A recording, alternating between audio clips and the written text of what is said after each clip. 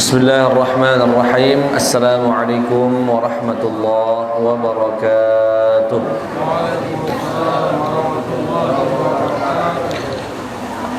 Alhamdulillahi rabbil alamin. Wa afdalus salati wa atammut taslimi ala sayyidil mursalin Nabiyyina Muhammadin wa ala alihi wa sahbihi ajma'in, amma ba'd. Jamaah Masjid An-Nur, Majlis Hilir Mengaji, Majlis Al-Arba'in An-Nawawiyah yang dimuliakan Allah Subhanahu wa ta'ala. Alhamdulillah atas segala nikmat Allah sehingga pada malam hari ini kita bisa melanjutkan kajian kita. Semoga Allah mencatat setiap langkah kaki kita menjadi suatu kebaikan, dan rintikan hujan menjadi saksi bahwasanya kita pernah berkumpul ingin mengenal Allah, ingin mengenal Rasulullah, ingin mengenal ajaran mereka, ajaran Allah dan Rasulnya sallallahu alaihi wasallam. Salawat beriring salam tercurahkan kepada junjungan Nabi Agung Baginda Muhammad sallallahu alaihi wasallam. Semoga kita semua dikumpulkan oleh Allah bersama Nabi Muhammad sallallahu alaihi wasallam. Amin ya rabbal alamin. Malam hari ini kita akan mengkaji hadis ke-10 tentang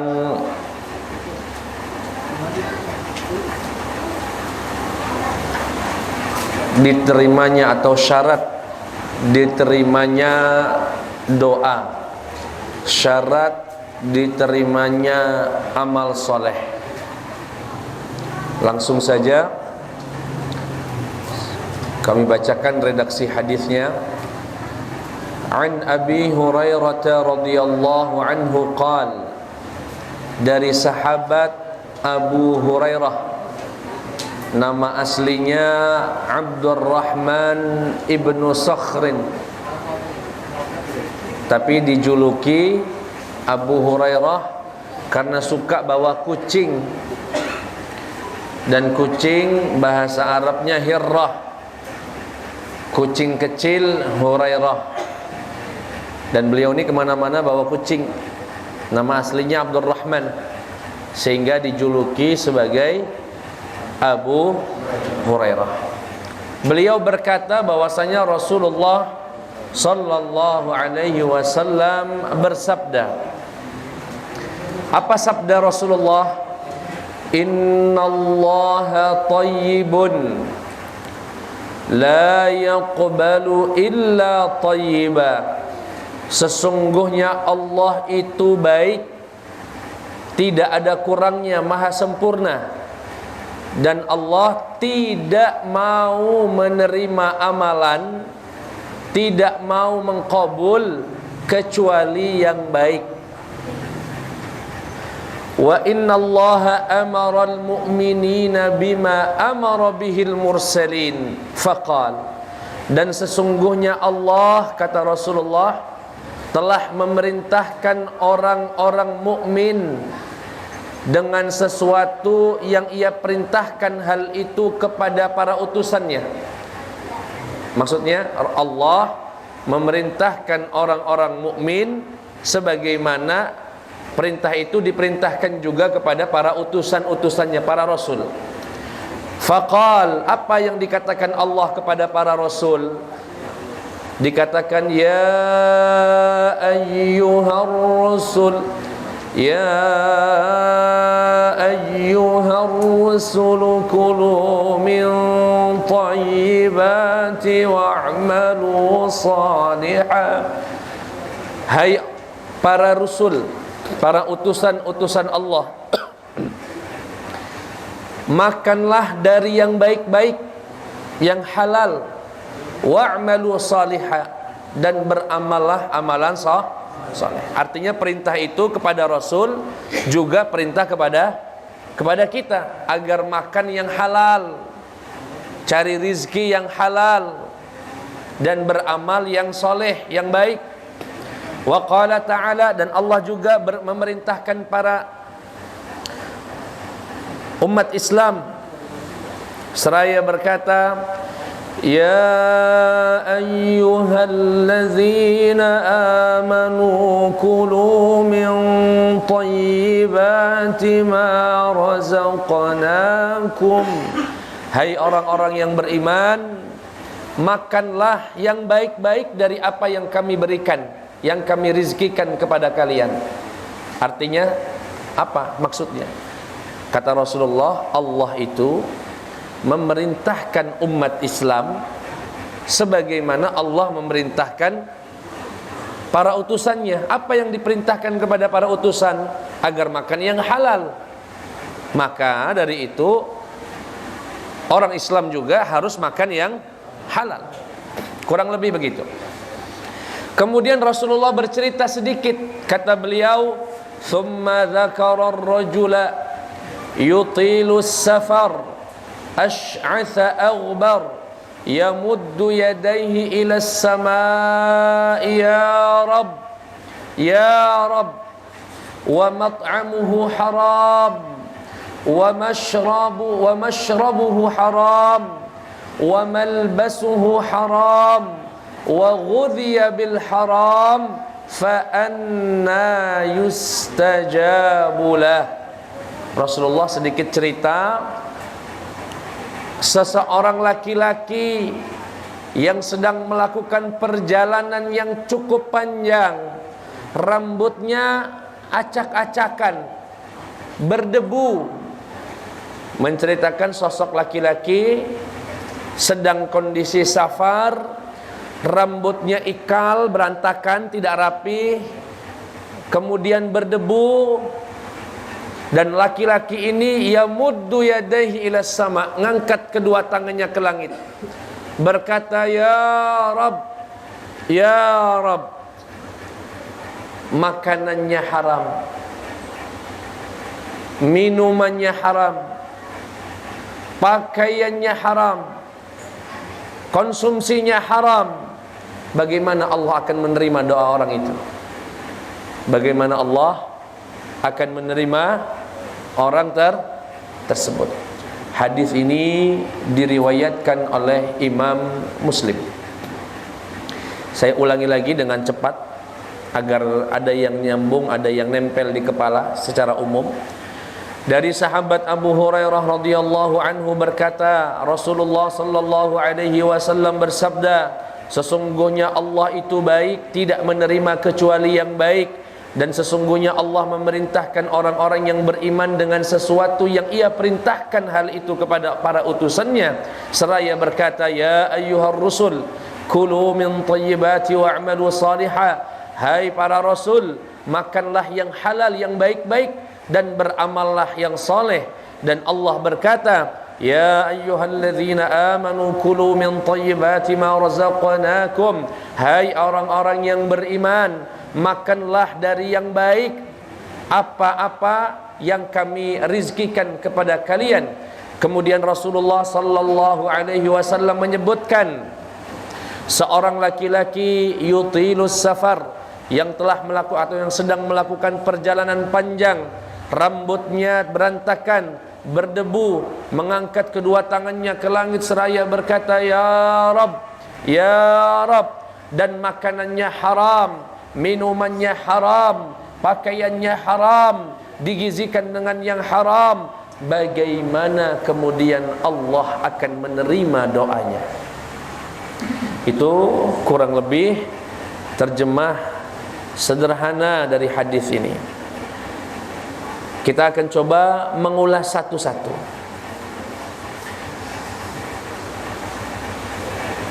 Apa yang dimaksud dengan at-tayyib al-maqbul, yang baik, yang diterima? Rasulullah berkata, sesungguhnya Allah itu sempurna, tidak ada kurangnya. terbebas, disucikan dari yang kurang, dari yang tidak pantas.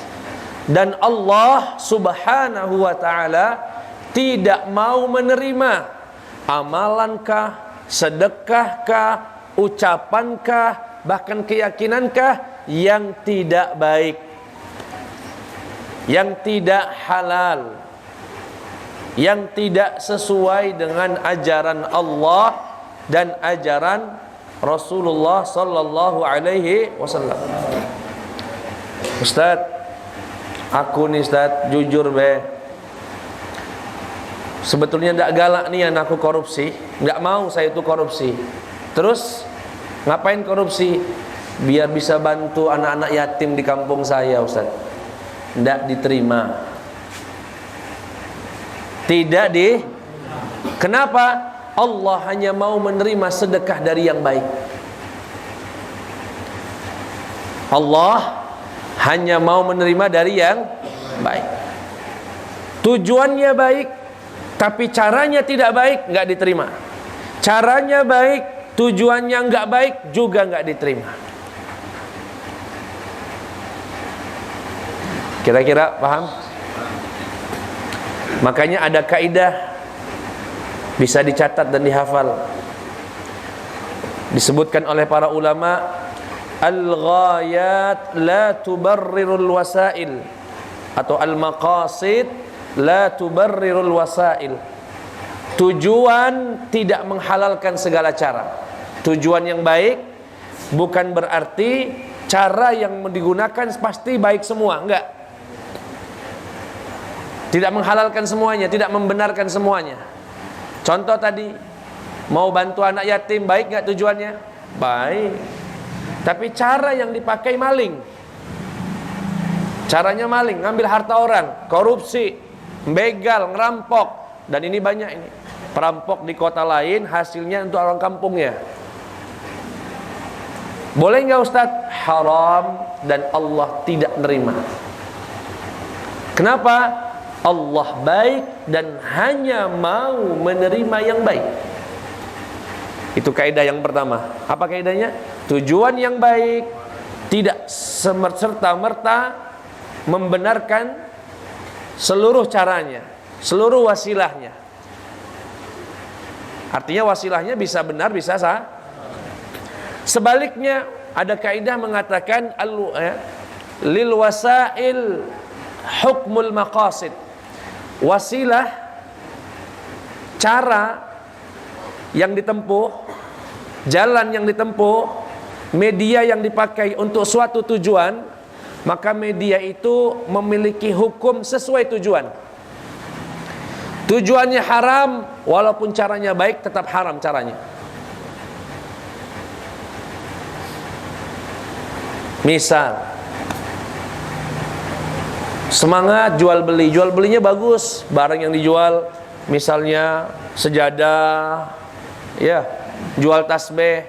Ditanya, ente ngapain rajin jual sejadah, jual tasbih? Untuk minum Ustaz, nanti malam nak minum. Tujuannya apa? Buruk. Maka wasilahnya juga buruk walaupun terlihat baik. Itu dikatakan wasilah diberikan hukum sesuai tujuan. Tujuannya haram, maka wasilahnya juga haram. Sampai sini jelas Pak ya? Sesungguhnya Allah baik dan tidak menerima kecuali yang baik. Apa saja? Sedekah, ucapan, perbuatan, apapun, Allah hanya ingin yang baik-baik saja. Nah, di sini ada pesan dari Imam Ibnu Rajab. Beliau berkata, apa sih sebetulnya pesan umum dari ucapan Rasulullah bahwasanya Allah itu baik dan tidak menerima kecuali yang baik? Apa pesan moralnya? Pesan akhlaknya itu apa? Dikatakan al-mu'min kulluhu tayyibun qalbuhu wa lisanuhu wa jasaduhu bima yaskunu fi qalbihi minal iman wa dhahara ala lisanihi minal dhikr wa ala jawarihihi minal a'mali salihah allati hiya thamaratul iman wa dakhilatun fi ismihi. Intinya hadis ini, Pak, pengen orang muslim itu baik, baik ngomongnya, baik sikapnya, baik niatnya, baik imannya, baik tutur katanya, baik perangainya. Allah pengen, Rasulullah pengen umatnya itu baik dalam segala hal. Berpakaian rapi, wangi, bersih. Kalau ngomong terkontrol, nggak ada caci maki, nggak ada sumpah serapah, nggak ada merendahkan orang. Bersikap, perangainya juga enak dilihat, sikap sama orang juga baik, amalannya baik, akidahnya baik, hatinya juga baik. Pengennya kita ini jadi orang baik. Itulah pesan dari hadis ini. Kenapa? Karena Allah itu baik dan Allah tidak menerima kecuali yang baik. Imam Abu Hamid Al-Ghazali itu punya buku menafsirkan Asmaul Husna. Punya buku menafsirkan Asmaul. Berapa jumlah Asmaul Husna, Pak? 99. Nah, Asmaul Husna ini secara umum terbagi menjadi dua. Ada nama-nama Allah yang baik dan manusia dianjurkan untuk menirunya, untuk menirunya, mengamalkannya. Ada nama-nama baik Allah, Asmaul Husna, yang manusia tidak boleh menirunya, tidak boleh menirunya. Contoh yang boleh ditiru, Allah memiliki Asmaul Husna Ar-Rahim, yang maha pengasih. Jadilah hamba yang pengasih. Allah Maha As-Salam, maha memberi keselamatan. Jadilah hamba yang memberikan keselamatan pada orang lain. Allah memiliki nama baik At-Tayyib, yang maha baik, yang maha bersih, yang maha sempurna. Jadilah sosok yang semacam itu. Ini nama-nama Allah yang boleh untuk ditiru. Makanya ada riwayat mengatakan takhallaqu bi akhlaqillah, berakhlaklah dengan akhlak Allah. Itu maksudnya. Tapi ada Asmaul Husna manusia tidak boleh niru. Contohnya Pak Ustadz, Al-Mutakabbir, yang maha tinggi, nggak boleh manusia merasa tinggi. Al-Muntaqim, yang maha membalas, manusia nggak boleh balas. Al-Jabbar, Al-Qahhar, yang semacam ini tidak untuk ditiru, tapi untuk diagungkan dan untuk dijadikan perhatian bahwasanya Allah Subhanahu wa taala itu maha membalas, maha keras azabnya dan seterusnya. Kira-kira jelas, Pak? Nah, di sini disebutkan nama Allah, salah satunya Tayyib. Innallaha tayyibun. Patut ditiru enggak? Ditiru. Baik. Maka dari itu Imam Ibnu Rajab berpesan kepada kita, jadilah muslim yang baik. Baik. Ketemu orang senyum, dari kejauhan sudah ngasih senyum. Begitu mulai dekat mengucapkan salam, assalamualaikum warahmatullah. Sudah dekat salaman. Bila perlu ada cengkrama sedikit, gimana kabarnya? Sehat, alhamdulillah. Gimana kuliahnya? Gimana pekerjaannya? Gimana dagangnya? Baik. Ada rezeki sedikit, beli, ngasih orang, kasih yang butuh. Kalau ngomong, ngomentari orang yang baik. Nggak bisa ngomong baik, diam. Hatinya nggak ada munafik sama orang. Apa yang diucapkan itulah yang di hati. Bahkan kadang-kadang lebih baik yang di hati itu lebih bersih. Nggak ada kemunafikan, nggak ada dengki, nggak ada iri, nggak ada sombong, nggak ada ujub, nggak ada gurur. Bersih. itulah muslim. Itulah yang dicontohkan oleh Nabi Muhammad sallallahu alaihi wasallam. Tayyib qalban wa qalaban, zahiran wa batinan, baik lahiriahnya, baik pula batinnya. Itulah muslim. Yang kedua, dalam hadis ini disebutkan salah satu syarat agar amalan itu diterima. Apa? Tidak ada yang haram dari makanannya. Tidak ada yang apa, Pak? Yang haram. Agar sholat kita diterima, agar sedekah kita diterima, agar doa kita diterima, agar seluruh amalan kita diterima, salah satu syaratnya tidak ada makanan haram yang masuk ke dalam perut kita. Maka hati-hati betul, jangan sampai anak kita tumbuh dari daging yang haram. Na'udzubillahi min dzalik. Disebutkan dalam riwayat sahabat Ibnu Abbas yang diriwayatkan dari Imam At-Tabrani, Ibnu Abbas berkata, tuliyat 'inda Rasulillah sallallahu alaihi wasallam, ya ayyuhan nasu kulu mimma fil ard, kulu mimma fil ard halalan thayyiban. Dibacakan ayat ini di depan Rasulullah. Jadi ada seorang sahabat membaca surat ini. Apa bunyinya? Wahai manusia, makan yang halal, yang baik dari apa yang Allah ciptakan di bumi ini. Makan yang baik. Setelah ayat itu dibacakan, di sisi Rasulullah berdiri salah seorang sahabat bernama Sa'ad bin Abi Waqqas. Berkata, ya Rasulullah, ud'ullaha li atau ud'ullaha an yaj'alani mustajabad da'wah. Ya Rasulullah, doakan aku agar Allah menjadikan aku orang yang doanya mustajab. Ya Rasulullah, doakan kepada Allah agar aku ini dijadikan orang yang doanya mustajab. Apa jawaban Rasulullah? Ya Sa'ad, wahai Sa'ad, atib mat'amak takun mustajabat da'wah. Perbaiki dulu makanan kamu, niscaya engkau akan menjadi orang yang doanya mustajab. Artinya jangan sampai ada yang, hati-hati betul Pak, rentenir, nggak usah. Pak Ustadz, kalau nggak ada rentenir, aku tidak pacak ngembangkan usaha. Nggak usah.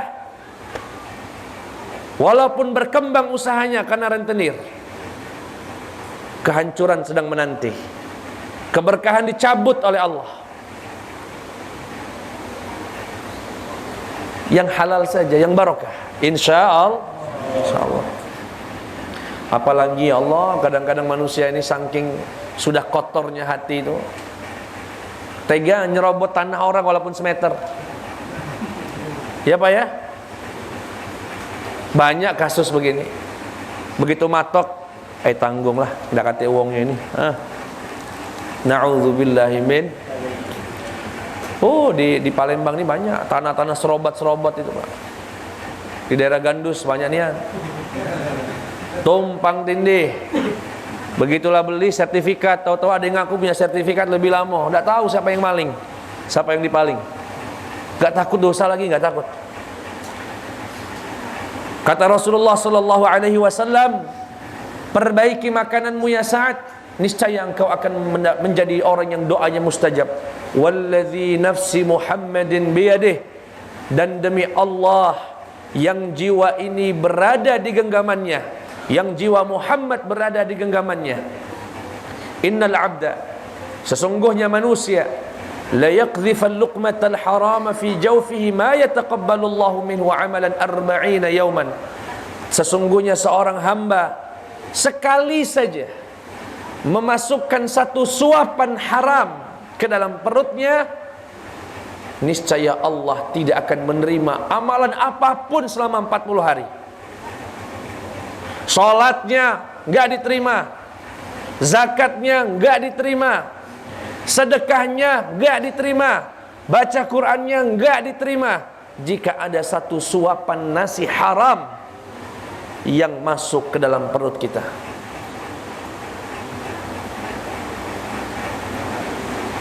Wa ayyuma abdin nabata lahmuhu min suhtin fannaru awla bih. Dan seorang hamba yang dagingnya tumbuh dari yang haram, neraka tempatnya. Neraka tempatnya.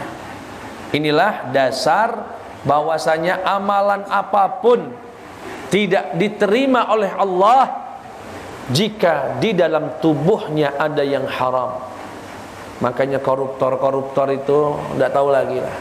Banyak dia buat sembako, banyak nian, ratusan sembako dikumpulkannya anak yatim. Sedih kita ngelihatnya. Kenapa?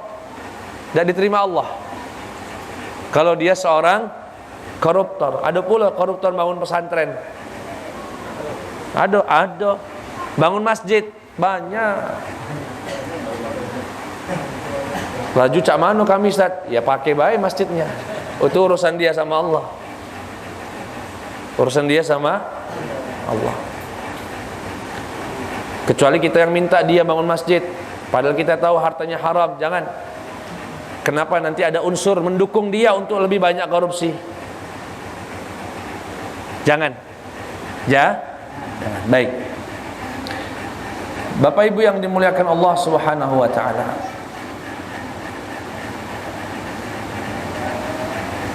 Nah, kenapa pindah ini?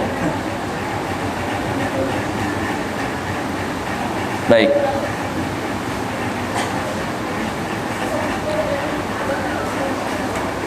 Hadis yang keberapa kita? 10 ya. Kemudian Bapak Ibu yang dimuliakan oleh Allah Subhanahu wa taala, kira-kira pesannya sampai Pak ya? Pesan yang pertama intinya adalah karena Allah itu thayyib, Allah itu baik, Allah itu sempurna, Allah itu tidak ada kurangnya, dan Allah tidak menerima kecuali yang baik. Pesannya adalah mari sama-sama jadi orang muslim yang baik. Biar kalau ada orang Kristen jingok, wih, kita ke masjid misalnya, ke masjid, pakaian rapi, wangi, tebar senyum. Uang Kristen jingok, ya Allah indah nih orang muslim tuh ya, bersih bawaannya. Tiap lewat sini wangi baunya. Luar biasa itu. Dakwah enggak itu? Dakwah. Menghadirkan Islam dalam keadaan yang baik. Makanya kadang-kadang Islam dicaci maki bukan karena Islamnya, karena kita sebagai orang muslim gak pernah menggambarkan Islam dengan baik. Orang di sana di Eropa menghina Rasulullah, marah gak kita Pak? Marah. Tapi selain harus marah, harus introspeksi diri. Bisa jadi mereka menghina karena mereka mengira Rasulullah itu seperti kita, umatnya. Dan kita tidak pernah mencontohkan sosok seperti sosok Rasul. Makanya Al-Habib Ali Jifri mengatakan, ya Rasulullah,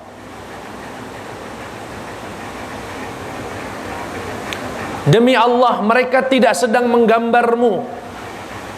Ketika mereka membuat karikatur jelek menghina Rasulullah, ya Rasulullah, sungguh mereka tidak sedang menggambarmu. Engkau begitu sempurna, engkau makhluk yang mulia, enggak mungkin. Tapi mereka menggambar akhlak kami, umatmu. Tapi mereka sedang menggambar apa yang mereka kira, apa yang mereka lihat dari kami tentang sosokmu ya Rasulullah. Umat muslim korupsi, umat muslim buang sampah sembarangan, umat muslim kencing di mana-mana, pada Rasulullah sudah mewanti-wanti, ittaqul la'anain, hati-hati dengan dua hal yang melaknat kalian, kencing di jalanan. Orang muslim. Betul apa salah? Harus jadi orang baik, insya Allah. Yang kedua tadi, apa pesannya? Hindari betul diri kita, anak keturunan kita dari yang haram. Gak apa-apa ngepres rezekinya, gak apa-apa, yang penting halal. Gak apa-apa gak kaya raya, yang penting halal. Syukur-syukur kaya halal pula. Amin ya rabbal. Yang kedua, apa makna Allah tidak menerima, tidak mengkabul, layak bal? Nah ini terkait tentang tafsir, Pak. Kadang-kadang Allah atau Rasulullah menggunakan kata tidak menerima, maksudnya tidak sah. Tapi kadang-kadang Rasulullah menggunakan kata tidak menerima, bukan tidak sah, tapi tidak berpahala, tidak kate pahalanya. Kita coba yang pertama dulu. Kadang-kadang Rasulullah menggunakan redaksi tidak menerima, maksudnya tidak sah. Contohnya apa Ustadz? Hadis Rasulullah sallallahu alaihi wasallam, la yaqbalullahu salata ahadikum idza ahdatsa hatta yatawadda. Tidaklah Allah menerima salat salah satu di antara kalian jika berhadas sampai ia berwudu. Kira-kira tidak diterima di sini maknanya apa, Pak? Tidak. Orang sholat tanpa wudu sah enggak? Berarti makna tidak diterima di sini tidak sah. Tapi ini agak jarang. Menafsirkan tidak diterima sama dengan tidak sah itu jarang. Yang sering tidak diterima itu tidak ada pahala walaupun ibadahnya sah. Yang sering ada ibadah tidak diterima oleh Allah, tidak dikasih pahala walaupun sah. Makanya ada ungkapan mengatakan setiap amalan yang diterima pasti sah, tidak semua yang sah diterima. Paham kira-kira, Pak? Belum, belum. Masih 30% lah. 30 remedial berarti. Ngulang lagi. Apa dia? Setiap amal yang diterima, yang diberi pahala pasti sah. Tidak semua yang sah diterima.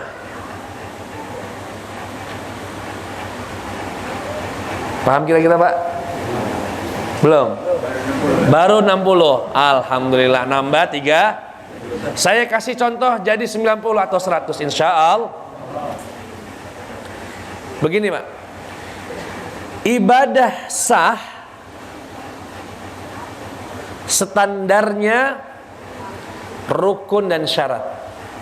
Rukun dan syarat terpenuhi sah. Diterima enggak Ustadz? Dapat pahala enggak? Belum tentu. Belum. Bisa jadi karena tidak ikhlas, bisa jadi karena ada penghalang. Lalu manfaatnya apa Ustadz kalau sah toh nggak ada pahalanya? Oh nanti dulu. Ibadah itu tidak sekedar untuk pahala, tetapi ibadah yang sah itu minimal gugurkan kewajiban. Andaikan ada ibadah sah tapi tidak diterima, nggak dapat pahala, minimal dia menggugurkan kewajiban. Sampai sini 70. Belum. Kan belum ngasih contoh. Kata Rasulullah sallallahu alaihi wasallam, "Man ata'arrafa", barang siapa yang mendatangi dukun, percaya dukun. Mendatangi dukun, percaya dengan ramalan atau sihir-sihir dukun, maka tidak diterima, garis bawahi, tidak diterima 40 hari sholatnya. 40 hari. Sekarang orang ini Atau dalam riwayat lain, tidak diterima sholat seorang wanita yang suaminya murka. Suaminya marah, Pak, dengan alasan yang benar pastinya, bukan marah yang nggak jelas. Suaminya misalnya nyuruh, "Dek, tolong kasih sedikit rizkinya buat orang tua." Ngasih orang tua terus lah, biar kerja ngapain misalnya. Marah suaminya. Sholat perempuan ini nggak diterima oleh Allah. Tidak Pertanyaannya begini. Orang yang kedukun tadi, atau perempuan tadi yang dimarahi suaminya, sholat dia, rukunnya terpenuhi, syaratnya terpenuhi, dilakukan pada waktunya, sah atau enggak sholatnya? Sah. Diterima enggak? Enggak, 40 hari enggak diterima. Ini ibadah yang namanya ibadah sah tapi tidak Sampai sini jelas, Pak? Berapa persen? Nian 90. Itu contoh ibadah yang sah tapi tidak Tapi hati-hati, tadi sudah saya jelaskan, tidak diterima itu berarti tidak berpahala. Sah itu berarti menggugurkan Kenapa? Khawatir ada yang menyalahpahami begini. Barang siapa yang mendatangi dukun dan percaya dengan dukun, maka tidak diterima 40 hari sholatnya. Ya sudah, kalau begitu aku 40 hari ini tidak galak sholat lah. Percuma. Kenapa percuma? Nggak diterima. Nanti kalau udah 40 hari baru sholat lagi. Oh, ini namanya apa namanya? Bahasa Inggrisnya lolo. Hah? Bunga. Nggak boleh ngomong bunga. Harus yang baik, Bah. Lolo ini baik nggak? Pada tempatnya baik. Ya. Dia habis ke dukun, habis minum khamar, ya, habis marahin suaminya sampai murka suaminya. Sholat. Tahu hadis ini 40 hari nggak diterima sholatnya. Ya sudahlah. KGB sholat tanggung. Ente ngapain nggak sholat? Nanti masih 20 hari lagi. Ini orang bodoh. Kenapa? Meski tidak diterima wajib sholat. Kenapa? Harus digugurkan. Kalau tidak sholat ada dosa. Sudah nggak dapat pahala, dosa lagi ninggalkan sholat. Kira-kira paham, Pak? Insya Allah. Nah, kira-kira yang di hadis ini maknanya apa, Ustadz? Yang katanya tidak menerima dalam hadis ini. Ada dua kemungkinan tadi. Ya. Dua kemungkinan. Bisa berartikan tidak sah, bisa berartikan tidak mendapatkan pahala. Tapi untuk pegangan kita, hadis ini kita artikan tidak diterima, artinya tidak sah juga. Kenapa? Agar kita lebih hati-hati. Tapi kalaupun terjerumus, kita ambil yang kedua, biar tetap sholat walaupun tidak diterima. Pacak pula kita dua-duanya dipakai nih. Wallahu a'lam. Baik. Yang keempat, Ustadz, ya Allah, setelah dengar pengajian Ustadz, aku sadar Ustadz, alhamdulillah, aku nih termasuk yang ngambil harta waris kakakku. Kakakku cewek. Ku tahu dia orang kaya, jadi ku kira udahlah dia nggak butuh harta waris, saya ambil aja warisnya. Banyak nggak yang begini, Pak? Banyak.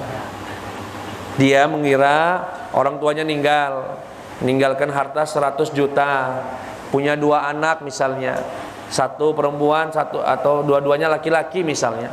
Kakak yang pertama sukses hidupnya, punya harta, punya macam-macam. Yang 2 ini nggak kurang sukses. Laju dia berpikir liar, berpikir nakal. Udahlah, kakak saya nggak mungkin juga dia butuh waris, aku ambil galur semuanya. Haram nggak, Pak? Haram. Kalau mau halal gimana caranya? Izin, minta baik-baik. Tapi sekarang misalnya Ustaz udah terlanjur Nian, Bagaimana cara membersihkan harta dari yang haram? Nah, ini pertanyaannya. Atau misalnya, Ustadz, saya dulu saat sekolah galak makan gorengan 10, ngaku 5. Aicanya sering nih, banyak yang sini. Makan pempek lala, pempek edi, makan 2 piring, aku sepiring. Sekarang sadar aku, Ustaz. Alhamdulillah. Bagaimana cara membersihkan diri ini dari yang haram itu? Caranya, dan ini pendapat yang kuat, bersedekah. Yang pertama dikembalikan. Diingat-ingat aja. Oh, dulu aku ini caknya adalah 10 kali makan di warung, ngambil 10 gorengan, ngaku 5 kali 10 berapa? 50. Gorengannya yang 1000 apa yang 2000? 2000 berarti 100. Kembalikan 100.000 itu kepada pemiliknya. Ngomong saja. Boleh ngomong jujur, boleh nggak usah ngomong. Selipkan baik, Pak, kembalikan hak saya, boleh. Paham kira-kira, Pak? Ustadz, saya sudah mencoba itu, bagus. Terus warungnya udah tutup. Nah, gara-gara antum ini dia tutup ini.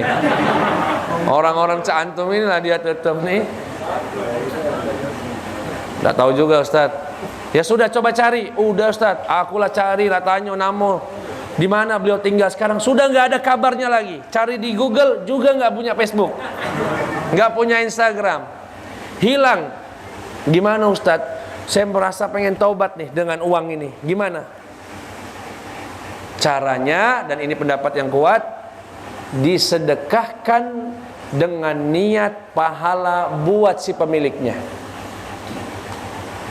Ini namanya shadaqatut takhallus, sedekah untuk membebaskan diri dari tanggungan dosa. Termasuk hutang. Punya hutang dulu, mungkin ya namanya orang belum memegang agama, nyantai-nyantai saja. Oh, minjem dulu lah 500.000, nanti gue bayar misalnya. Nanti saya bayar. Tahu-tahu lama, setahun, 2 tahun, 3 tahun nggak dibayar-bayar. Orang ini sudah pindah rumah, pindah nggak tahu kemana lagi. Dicari kabar nggak ada kabar, dicari nomor telepon nggak ada nomor teleponnya, dicari akun di Facebook, di internet, di Instagram nggak ada. Gimana Ustaz caranya? Sedekahkan 500.000 itu dan niatkan pahalanya buat si fulan. Itu namanya sedekah takhallus. Sedekah apa, Pak? Takhallus. Tapi dicari dulu, ya, dicari. Walaupun ada riwayat dari Imam Syafi'i, disimpan sampai orangnya datang. Kalau nggak datang-datang gimana, Ustaz? Baru disedekahkan. Sampai sini jelas? Insya Allah. Yang berikutnya atau yang terakhir, terkait sebab-sebab doa diterima. Banyak sebab-sebabnya, banyak, Pak. Tetapi yang kita jelaskan pada malam hari ini, sebab-sebab agar doa kita ini mustajab, diterima Allah Subhanahu wa taala, yang kita jelaskan pada kesempatan kali ini, yang ada dalam kitab, yang ada dalam hadis ini. Apa yang pertama? Italatus safar, perjalanan jauh atau minimal safar. Orang yang safar doanya mustajab. Makanya kalau ada anak, tetangga, teman mau pergi, mau kemana, mau ke Jawa, titip doa. Titip agar kita didoakan. Doanya mustajab. Doanya mustajab. Kata Rasulullah sallallahu alaihi wasallam yang diriwayatkan oleh Imam Abu Dawud wa Ibnu Majah dari sahabat Abu Hurairah radhiyallahu anhu, Rasulullah bersabda, "Thalathu da'awatin mustajabatin la syakka fihinna." 3 doa yang pasti mustajab, enggak ada keraguan di dalamnya. Pasti dikabulkan oleh Allah. Yang pertama, Da'watu mazlum, doa orang yang terzalimi. Yang terzalimi. Hati-hati Pak, jangan zalimin orang, jangan sakiti orang. Kalau dia berdoa mustajab. Yang kedua, wa da'watul musafir, doanya orang safar. Makanya kalau kita di Indonesia, orang mau berangkat haji, ngundang orang, ya Pak ya, ngasih kabar. Dan kita yang nggak berangkat nitip doa, itu bukan bid'ah. Ngumpulkan orang itu justru salah satu cara yang terkadang tepat untuk menghidupkan sunnah Nabi Muhammad sallallahu alaihi. Yang ketiga, wa da'watul walidi liwaladih, doa orang tua kepada anaknya. Makanya bapak doakan anak-anaknya. Gak apa-apa orang tua mungkin gak sukses, belum berhasil, doakan. Dan orang tua dan anak, dan ini saya pesan kepada kita semua yang masih punya orang tua, demi Allah, doa orang tua lebih mustajab daripada para wali. Ini jauh-jauh datengin para kiai, para ustadz, para habaib, tapi orang tua di rumahnya nggak pernah dimintai doa, nggak pernah dimintai ridhonya, nggak pernah dimintai munajatnya, rugi sekali. Maka di antara kerugian yang besar adalah seorang anak yang tidak berhasil padahal dia masih punya orang tua. Dia punya modal sukses, doa orang. Apa saja Pak, mau nikah, meski kita punya pilihan, pastikan orang tua kita ridha. Mau punya usaha, telepon orang tua, mah, pak, bu, minta ridhonya, aku nak usaha. Mau kuliah, mau bekerja, apapun, minta, cium tangan orang tua kita, minta doanya.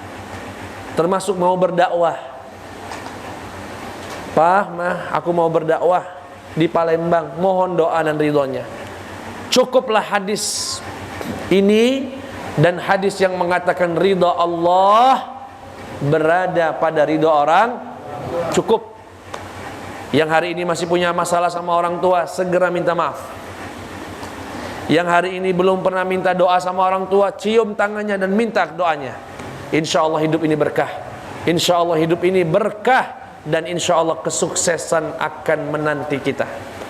Insya, walaupun orang tuanya nggak baik. Ini kadang-kadang jika orang tuanya nggak baik, nggak apa-apa, itu urusan dia sama Allah. Dan Allah tidak pernah mengatakan ridhoku di balik ridho orang tua yang soleh, enggak. Di balik orang tua sudah, titik. Insya Allah. Nah, berarti apa yang menyebabkan salah satunya doa itu mustajab dalam hal ini, pada bab ini adalah safar. Safar. Tadi dikatakan oleh Rasulullah 3 doa yang mustajab, tidak ada keraguan di dalamnya. Di antaranya adalah doa orang yang terzalimi, doa musafir, doa orang tua kepada anaknya. Kenapa Ustaz? Orang musafir itu doanya mustajab. Karena biasanya orang safar itu hatinya, jiwanya sedang lemah, sedang susah. Dan saat itu tempat dia bergantung hanya Allah. Dan dia akan lebih khusyuk lagi saat berdoa, ya Allah. Makanya kalau lagi pulang, saya misalkan ke Lampung sore, saya suka waktu-waktu sore sebetulnya. Walaupun lebih amannya pagi di tol kita ini. Kenapa sore? Suasana perjalanan Lampung Palembang ini banyak hamparan sawah, matahari terbenam itu terjengok indah sekali. Saat safar begitu, doa itu nikmat sekali, tidak tahu, nikmat sekali. Itu alasan kenapa musafir doanya dia dapat menghadirkan jiwa yang lebih baik, hati yang inkisar, yang hancur hanya kepada Allah, yang hanya bergantung hanya kepada, rendah hanya kepada Allah Subhanahu wa taala, sehingga doanya mustajab. Yang kedua, di antara penyebab doa itu terkabul, berpakaian yang sederhana. Tadi ingat cerita laki-laki yang disebutkan dalam hadis ini? Ada seorang laki-laki yang sedang perjalanan, kemudian rambutnya tidak rapi, berdebu. Artinya apa? Salah satu sebab dikabulkannya doa itu dengan pakaian yang sederhana. Makanya kalau lagi istisqa, kalau sholat minta hujan, dianjurkan untuk berpakaian yang sederhana, jangan bawa kendaraan. Ingat ya, kalau mau sholat istisqa biar doanya mustajab, orang itu jangan jangan menampakkan kekayaannya, jangan menampakkan kelebihannya. Sederhana saja, pakaian putih, peci, sudah. Besewet boleh. Kenapa? Karena salah satu tanda atau sebab dikabulkannya doa adalah dengan hal yang semacam itu. Makanya Pak, ini ada kisah disebutkan oleh Imam Ibnul Jauzi dalam kitab Sifatus Safwah. Apa itu? Ada kisah tentang seorang laki-laki yang gak dinilai penting oleh masyarakat karena pakainya biasa-biasa saja, orangnya nggak kelihatan hebat lah, orang nggak nengok sama orang pinggiran, tapi doanya dikabulkan Allah Subhanahu wa taala. Doanya dikabulkan. Karena kata Rasulullah sallallahu alaihi wasallam, ya, dalam suatu hadis dikatakan, rubba ash'ath aghbar ذي طمرين مدفوع بالأبواب لو أقسم على الله لأبره. Tidak sedikit orang yang rambutnya tidak rapi, berdebu, tidak punya pakaian kecuali dua pakaian yang sederhana, atas dan bawah. Gak ditengok orang, bahkan ditolak orang. Tapi kalau dia bersumpah kepada Allah, pasti Allah kabulkan. Kalau dia bersumpah, Allah kabulkan. Jadi suatu ketika disebutkan dalam kitabnya Imam Ibnul Jauzi Sifatus Safwah, kota Madinah sedang paceklik, nggak hujan, lama nggak hujan, sehingga kurma nggak berbuah, tanaman nggak ada yang berbuah. Keluar penduduk Madinah ini sholat istisqa. Begitu sholat istisqa, berdoa, selesai doa, nggak turun-turun hujan. Tahu-tahu ada orang laki-laki biasa, bukan ustadz, bukan, pakaiannya biasa, rambutnya agak acak-acakan, agak tidak rapi lah. Sholat dia 2 rakaat, Allah. Kemudian berkata, ya Rab, penduduk Madinah, penduduk negeri nabimu telah sholat dan istisqa dan belum dijawab. Ya Rab. Kata orang, mana mungkin doa orang kayak gini dikabulkan. Kemudian dia bersumpah, demi Allah, kata dia, Allah akan turunkan hujan. Belum selesai ngomong turun hujan.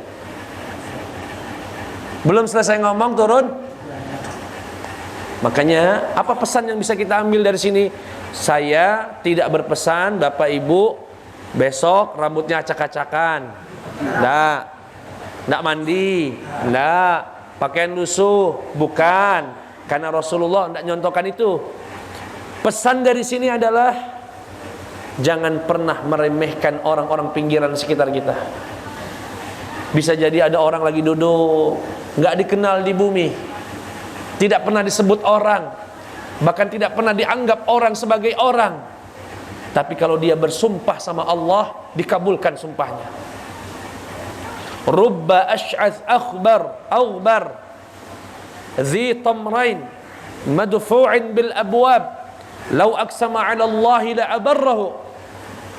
Tidak sedikit dari hamba Allah yang rambutnya berantakan, berdebu, tertolak, enggak dianggap orang, tidak punya pakaian kecuali 2 helai pakaian. Kalau dia bersumpah kepada Allah, dikabulkan doanya.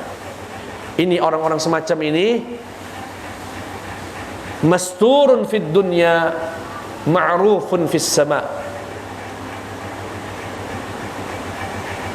Masturun fil ard, enggak dikenal di dunia, tapi rupanya jadi perbincangan penduduk langit. Diobrolkan terus. Mungkin hatinya bersih, enggak pernah iri sama orang, banyak zikir. Ya Pak ya, jangan pernah meremehkan. Kemudian apa juga yang menyebabkan doa mustajab? Mengangkat tangan. Mengangkat tangan begini Pak. Makanya saya tidak tahu, ada aliran mengatakan ngangkat tangan ini bid'ah, nggak dianjurkan. Kate ngangkat tangan ini tidak ada. Bahkan saya saat di Mesir sempat mau beli buku, judul bukunya dalil-dalil tidak adanya syariat mengangkat tangan dalam doa kecuali pada sholat istisqa. Mau saya baca, ngabisin duit untuk buku yang gak bernilai itu, buku yang gak ada nilainya secara syar'i ataupun akademik, gak ada nilainya. Doa itu yang ngangkat tangan. Mengangkat pada dasarnya adab mengangkat tangan, adab berdoa adalah mengangkat, walaupun tidak semua doa ngangkat tangan.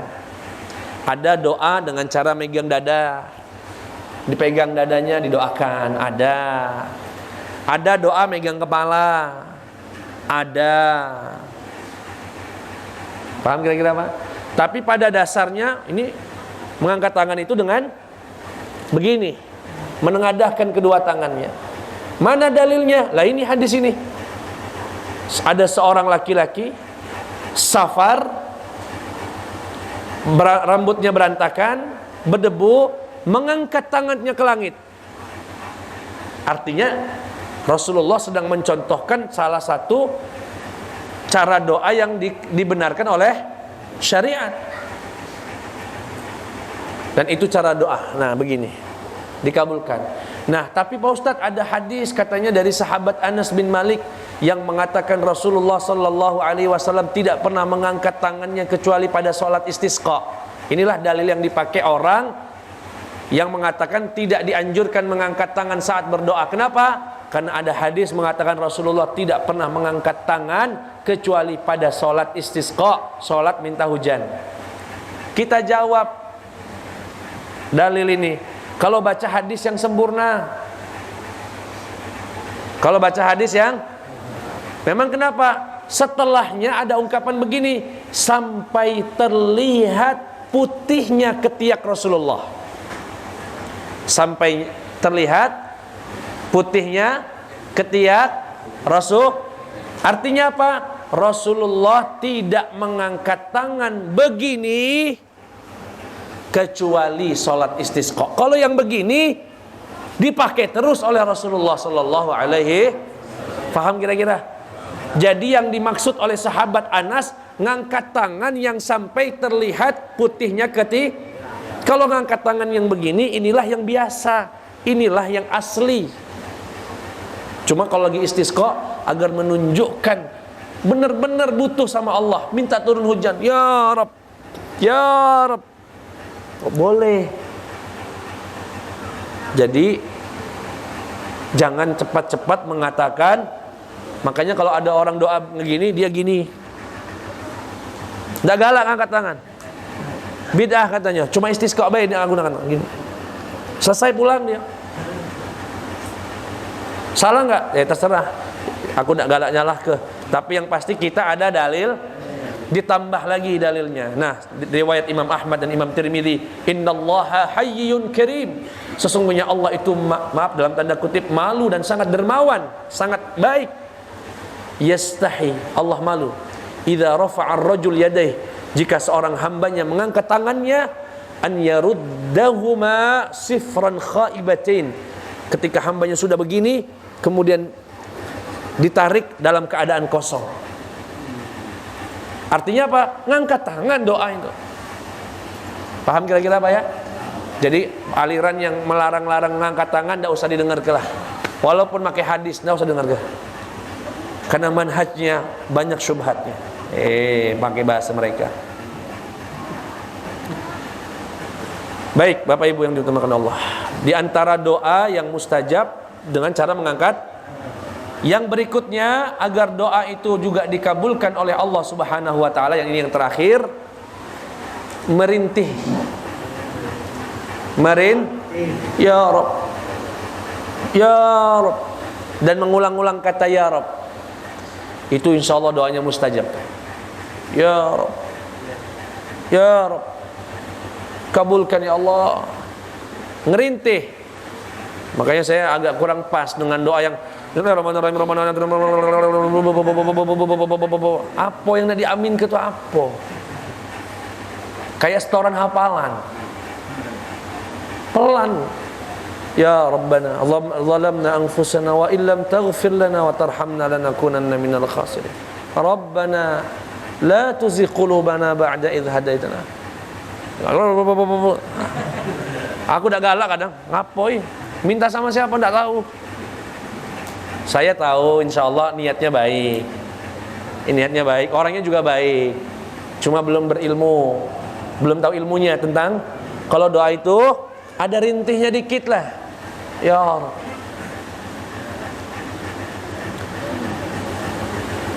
Kenapa? Ada hadis mengatakan dalam riwayat dalam Musnad Imam Bazzar, idza qala al-'abd, jika hamba berkata ya Rabb 4 kali, Allah berkata labbaika 'abdi. Labbaika 'abdi. Sal tu'tah. Kalau hamba mengatakan ya Rabb, ya Rabb, ya Rabb, ya Rabb 4 kali, Allah berkata labbaika 'abdi. Ada apa hambaku? Aku penuhi panggilanmu ya hambaku. Ada apa? Minta. Pasti dikasih. Pasti dikasih. Sal tu'tah. Nah, ada berapa Pak? 4 sebab-sebab dikabulkan doa di sini. Pertama, safar. Kedua, berpakaian yang sederhana, tidak rapi. Yang ketiga, yang keempat, merintih, ada ilhah, ada kata ya Rabb, ya Rabb. 4 ini ada pada sosok laki-laki tadi, tapi enggak diterima oleh Allah. 4 penyebab doa mustajab ada semua pada laki-laki tadi, tapi enggak dikabulkan sama Allah. Kenapa? Makanannya haram, pakaiannya haram, minumannya haram, gizinya haram. Bagaimana Allah mau kabulkan? Ya salam. Seharusnya orang ini berhak dikabulkan doanya. Semua alasan dikabulkan doa ada pada dia. Dia safar, dia berkondisi tidak rapi, dia mengangkat tangan, dia merintih ya Rabb, ya Rabb, tapi tidak dikabulkan oleh Allah Subhanahu wa taala. Kenapa? Makanannya haram, pakaiannya haram, jam tangannya haram, kacamatanya haram, pecinya haram, cincinnya haram. Fa anna yustajabulah. Bagaimana Allah akan mengabulkan doa mereka? Itu saja Bapak Ibu yang dimuliakan Allah Subhanahu wa taala yang bisa kami jelaskan. Semoga ada manfaatnya. Kepada Allah mohon ampun. Assalamualaikum warahmatullahi wabarakatuh. Subhanakallahumma wa bihamdika asyhadu an la ilaha illa anta astaghfiruka wa atubu ilaik.